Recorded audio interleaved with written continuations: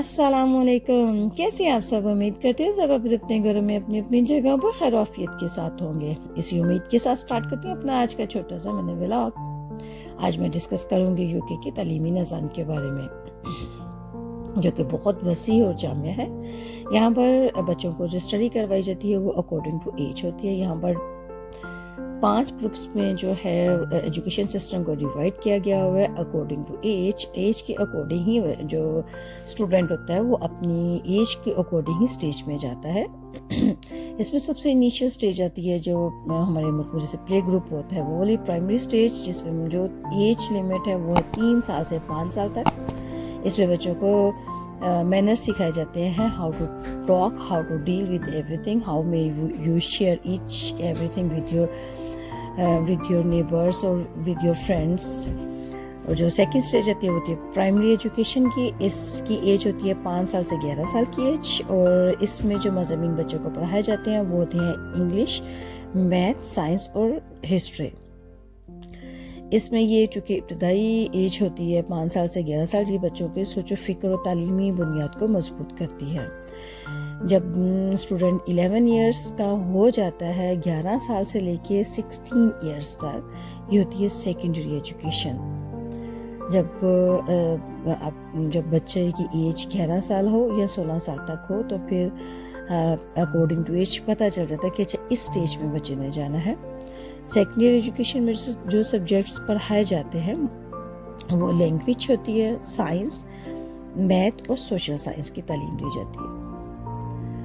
اور یہاں سے جو بچے 16 ایئرس تک، چونکہ قانون ہے یو کے کا کہ 16 سال تک بچے کو اسکول میں جانا ہے، ایڈمیشن ہونا ہے، اس نے اسٹڈی کرنی ہے، بچے نے گھر پر نہیں بیٹھنا اور نہ ہی اس کو الاؤ ہے کوئی بھی جاب کرنے کا.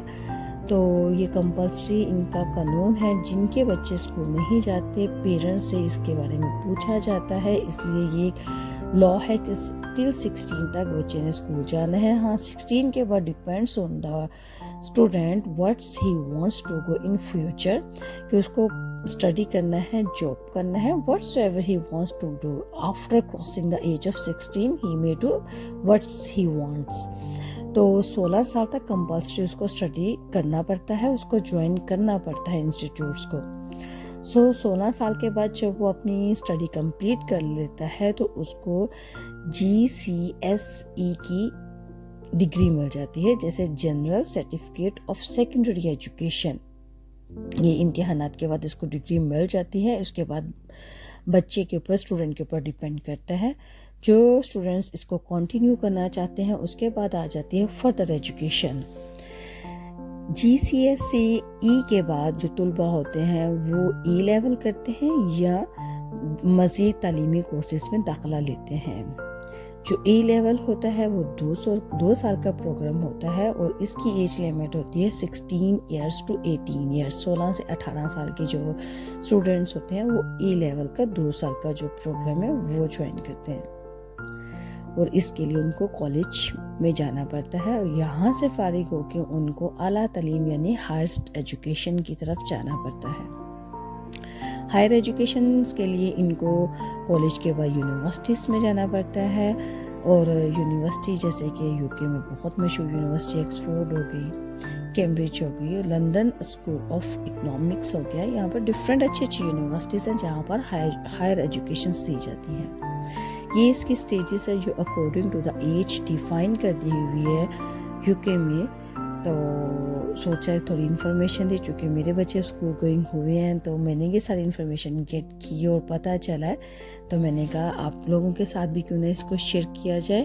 ہاں ایک اور یہاں پر یہ تو ہو گیا نا اسکول کالجز کا، اپنی ایجوکیشنز کا.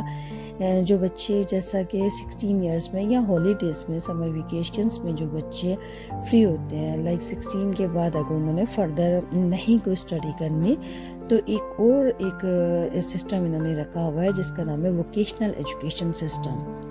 یہ ہوتا ہے کہ یہ کچھ اس طرح ہوتا ہے کہ یہ اسٹوڈنٹ کو عملی تعلیم کے موقع دیے جاتے ہیں، جس میں طلباء کو مختلف عملی مہارتیں سکھائی جاتی ہیں. یہ پروگرام طلباء کو مختلف پیشہ ورانہ قابلیتوں کے قابلیتیں پرووائڈ کرتے ہیں جو ان کے فیوچر میں کام آتی ہیں. جیسے آرکیٹیکچر ہو گیا یا مطلب کچھ اس طرح کے شارٹ کورسز ٹائپ کے کورسز ہوتے ہیں جو پریکٹیکلی ان کو سکھائے جاتے ہیں.